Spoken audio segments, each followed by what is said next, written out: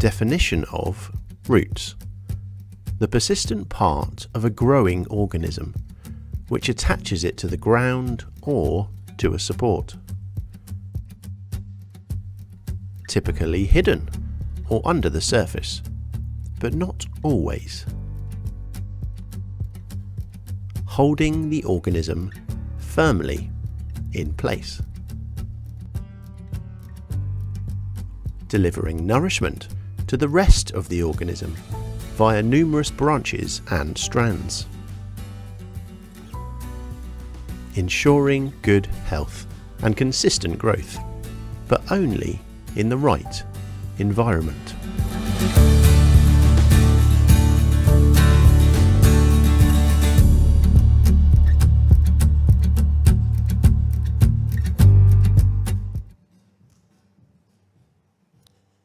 Good morning, everybody. It is great to be here today. My name's Alex. I'm one of the ministers here at Andover Community Church, and it's genuinely a real privilege to be speaking to you all today and continuing this amazing series that we have been on. And Chris has given us a great little intro today, and I want us all maybe just to think in our minds now, could you think of something that is of immense value to you?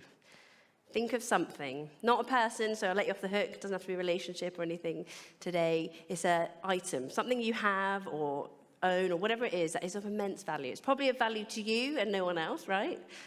Is it something that maybe is sentimental?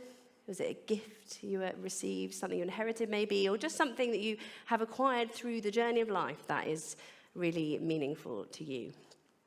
Hope you all have something in your mind today. Well, when I was a child, and like lots of kids, this is very common, I had this one teddy who was of immense value to me. And here he is. This is Smossy. And he was my childhood friend. And I loved Smossy. He was like my favorite teddy. I went everywhere with him. He was always by my side. But one time I went on a little trip with my mum when I was quite young, like 5 or 6. We drove up to Yorkshire and stayed in a hotel for a few nights. And it wasn't until quite a way back on the journey home, I realised that Smossy was missing. And maybe anyone here who've had children, grandchildren, has been through this experience, and it was like the end of the world. I think my mum had to refuse driving all the way back, but she did call the hotel as soon as she could, and to see if they could find Smossy. Maybe he'd been left in the room or something. I think they did a pretty good job, actually, of searching for him, because he had made his way into the hotel laundry, and they managed to dig him out, which is amazing, considering he's just a white little teddy bear, and they posted him back to me as soon as they could, which was amazing, because I was just over the moon to receive Smossy back. Now, to anyone else, Smossy is just a teddy, not particularly attractive one, not particularly unique or special. I get that. But to me, like with anyone who has a unique, special item like this, I would have given anything to get him back. I would have given up all the other toys and teddies that I had just to have Smossy. And that is the thing, isn't it? And about value, when we value something. And Chris brought this up really well, talking about those items in a charity shop. Well, it's often subjective, isn't it? The definition, in fact, of value is the importance or worth of something for someone. It's subjective. And in monetary terms, we know that this is the price that someone is willing to pay for something.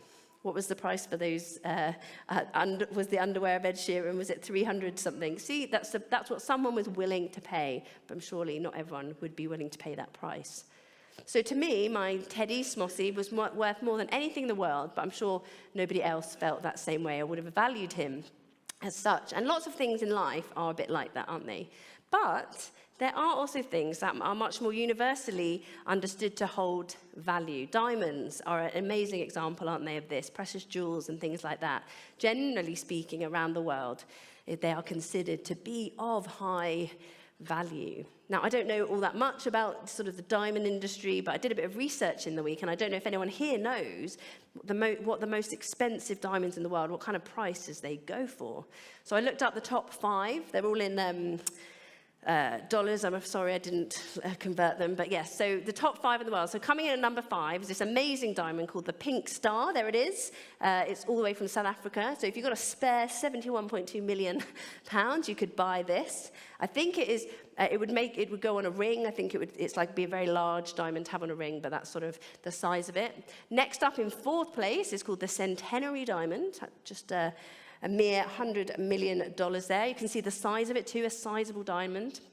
Third place is called the Hope Diamond. This is a beautiful one, actually. It was discovered in India in the 1600s, but it ended up in French royalty.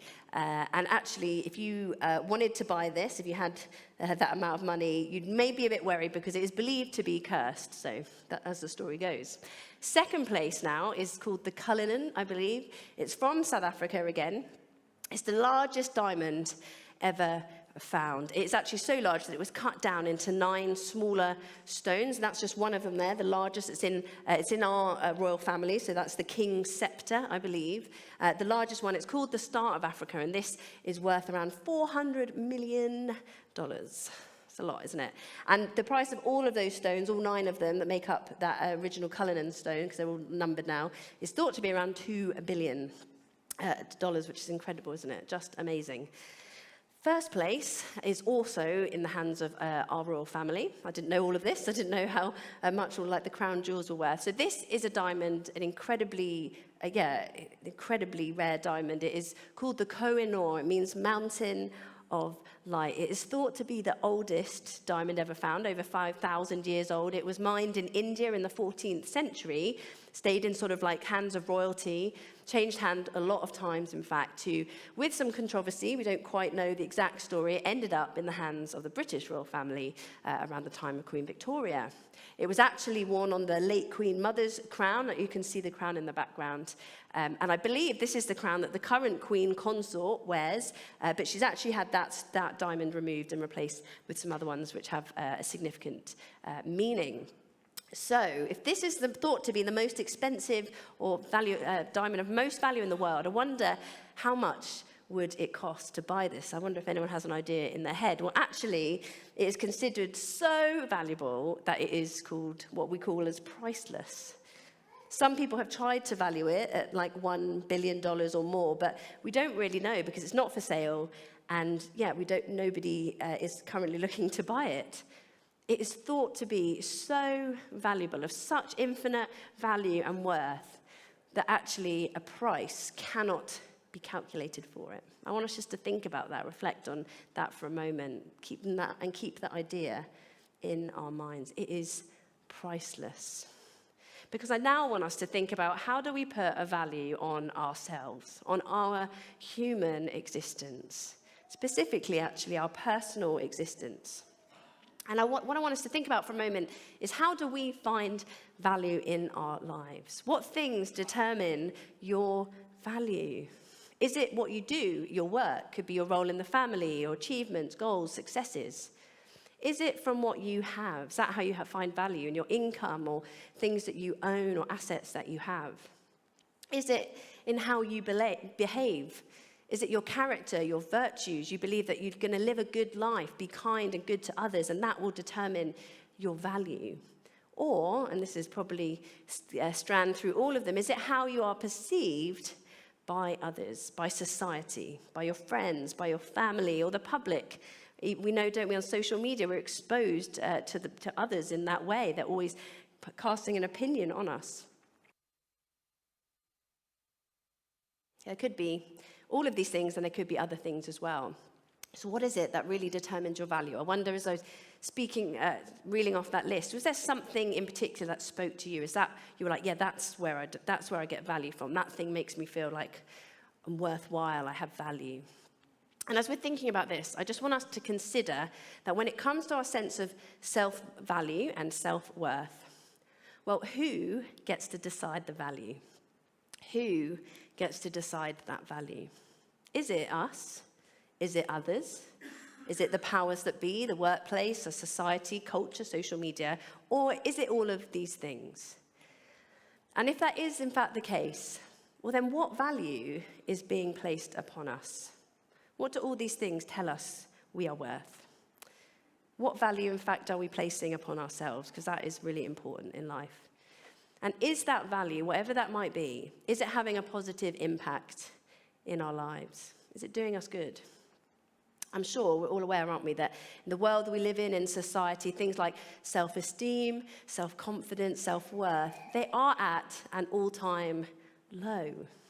Environments like social media mean we're regularly falling into the comparison trap. We can feel like our lives are only of value if they're being validated by others. This creates quite a problem, doesn't it? I'm sure we're all very aware of that, sensitively so, because it means that the value that we either place on ourselves or we place on others is often much lower than it should be. And this is a problem, isn't it? But what if we could find out our true value and worth? What if there was a reliable source out there? Well, if you're here today or connecting with us and you're a person of faith and you believe that there is a creator of the universe, a creator God who made you and me, then you'll know that we can find out our value by going to the Creator himself. And if you are a follower of Jesus, you're a Christian today, you'll know that we can read about the purpose and design and value of humanity through the incredible pages of the Bible, which is filled with stories, poetry, and historical accounts that tell us all of these things. And I want to say that if you're here today as somebody, maybe you're exploring faith, you're not sure what you make of it all, I would just love to invite you to consider what it would mean for your life if there was a creator God who made you and who had a unique purpose for you and sees you of immense value.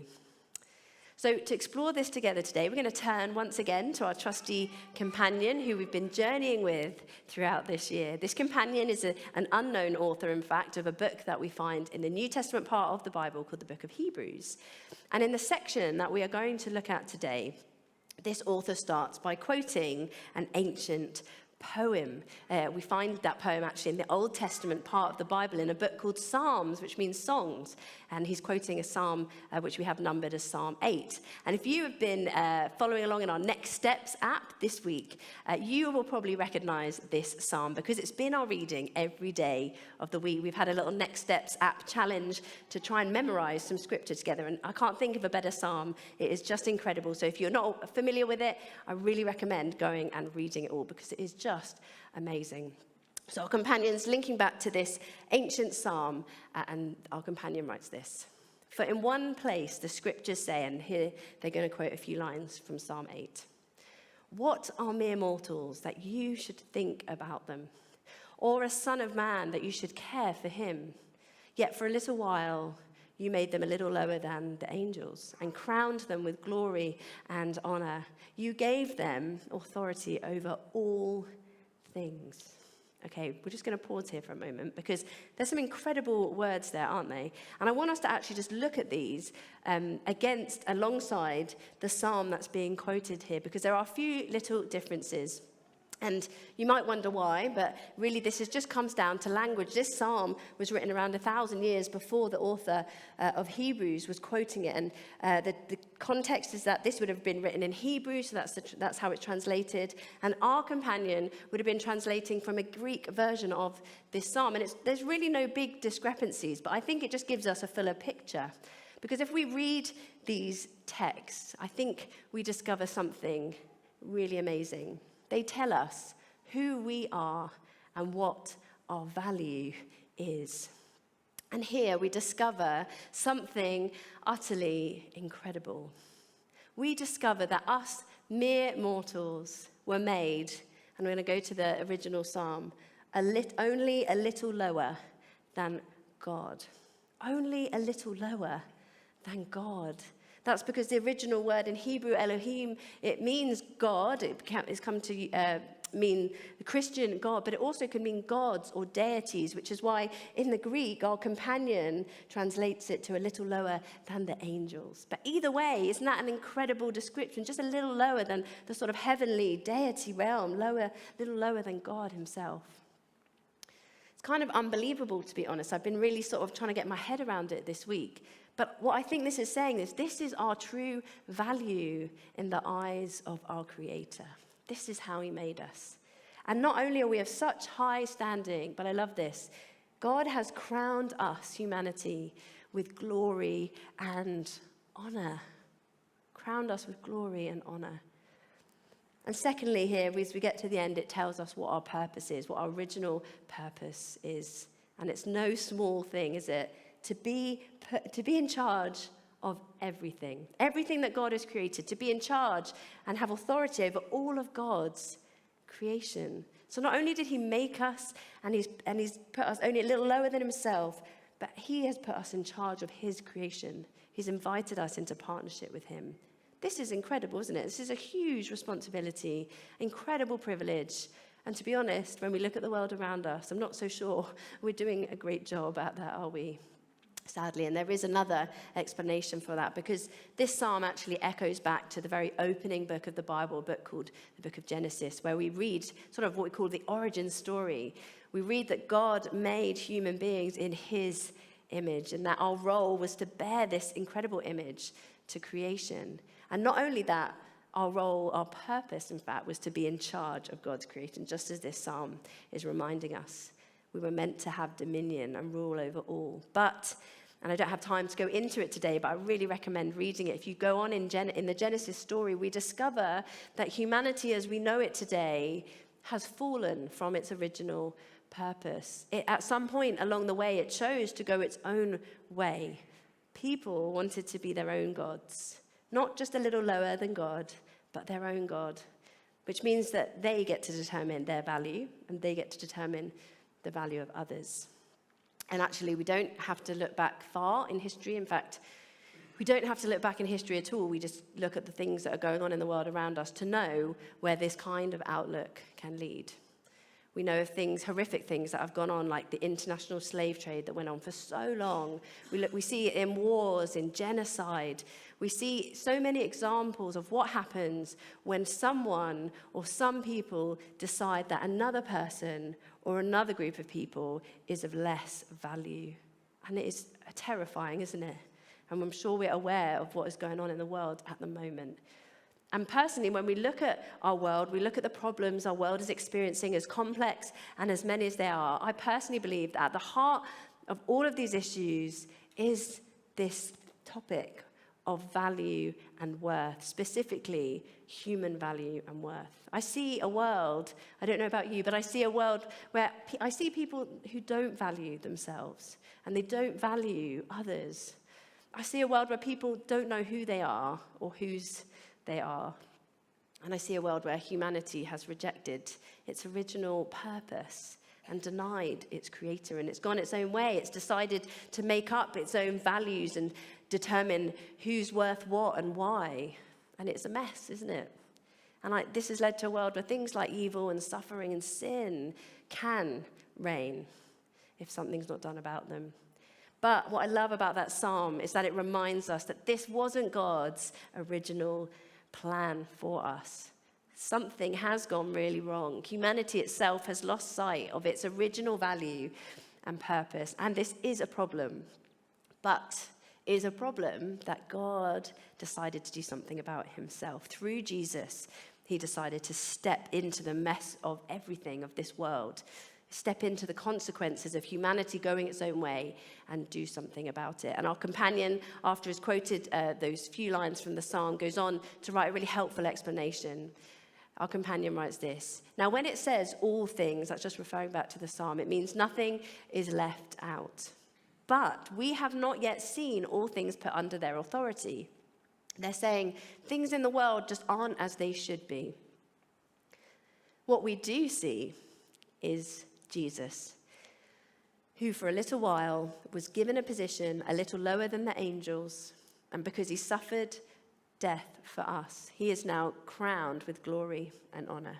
Yes, by God's grace, Jesus tasted death for everyone. So he's actually using the lines of this psalm that talk about humanity's original purpose and value to point to Jesus and explain why Jesus, God's Son, had to become human, why he had to be made a little lower than angels, why he chose to step into our mess where he would ultimately suffer and die for humanity. And there are many reasons and ways to explain it, but I love the way our companion explains it. The reason that Jesus did this, why he suffered, why he died, was to reclaim our original purpose, is to reclaim humanity's value, reclaim that crown of glory and honor, those amazing words that we get from the psalm. It was a crown that we were always meant to wear. A crown that should remind us of who we are and whose we are. But it's a crown, isn't it, that we gave up. We gave up the right to even wear. We don't believe that that is who we are. But actually, Jesus' mission here to come to earth, to reclaim and redeem humanity in this way, was incredibly costly. God himself would pay this price, and that price was the price of the life of his son, Jesus' life, his earthly life. And so Jesus, in becoming human, in suffering and in dying, was choosing to take upon himself all that separates humanity from God, all that devalues and degrades us, all of the sin and evil and pain and what it's done to us in the world. He took it on himself. He suffered and he died so that we could be restored into a right relationship with our Creator God, so that we could reclaim our rightful place in God's kingdom and we could wear that crown of glory and honor. Isn't that amazing? I think it's amazing, isn't it? Just us mere mortals were made a little lower than God. We were always meant to serve God and rule over his creation. We were always meant to know that our true value and worth comes from the Creator himself. And it's not based on what we do, what we achieve, what we prove to others or ourselves. It's a gift. Our value is a gift from God. And actually, it's a gift that we received even before we were born. And the value that we hold inherently, intrinsically in us, no one can and should be able to take that away from us. Nothing can devalue or degrade us in God's eyes. That intrinsic value is unchanging. Isn't that amazing? I love just the thought of that. It's just been really profound to me this week. So how much are you worth to God? Well, in short, you're worth everything. You are of such infinite value and worth. You are, like this diamond, priceless to God. You can't even calculate a value. That is how much God loves and cares and values each and every one of us. But if you want to know a value, well, it's this, that you were worth dying for. I was worth dying for. Every single human being who's ever walked the earth was worth dying for. That is the price that God was willing to pay for us, for his beloved humanity. That is our value in his eyes. And what God says about us should be and should speak the loudest in our lives, shouldn't it? We should be able to live as if not only ourselves, but everyone else is of infinite value and worth to God. We should be able to treat others and treat ourselves that way. But we so rarely live this way, and it is so hard, it can be so hard to live this way because we do live in a world that is broken, that is messy, that is fallen. It's a world where awful things happen and people behave in ways that do not reflect the image of God. And there are often so many other voices telling us that we are less than our true value. But it doesn't have to be that way. And I want us just to finish with 2 questions to reflect on. And the band in a moment will lead us in some songs. And Chris is going to just come up and help us to reflect further on this. I just want us to think of these 2 questions. Firstly, what defines your value? Who or what are you letting define your value? And secondly, how do you value others? Are you seeing others as God sees them? Are you treating them that way even? I just want us to keep those questions in mind. The band are going to come up in a moment, going to lead us in a few songs. But first, I would just love to pray for all of us. Let's just have a moment of stillness and just see what God is saying to each of us today when it comes to this topic of knowing our value and our worth.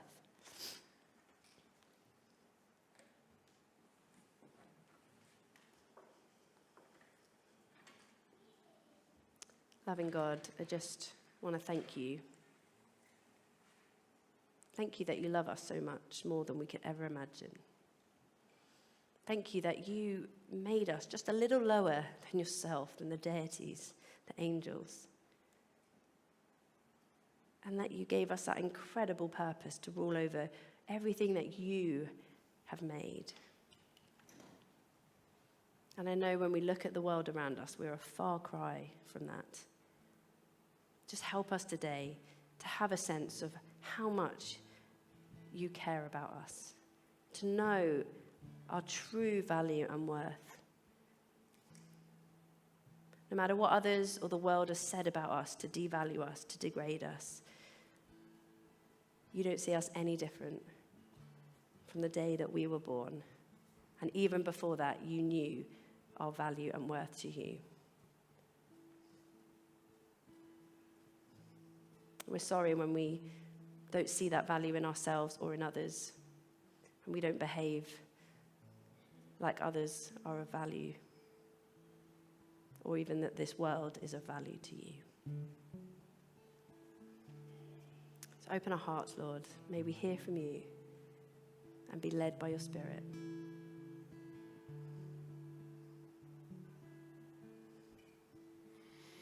May we know what our true value is in your eyes, and let your voice speak the loudest to us. Amen.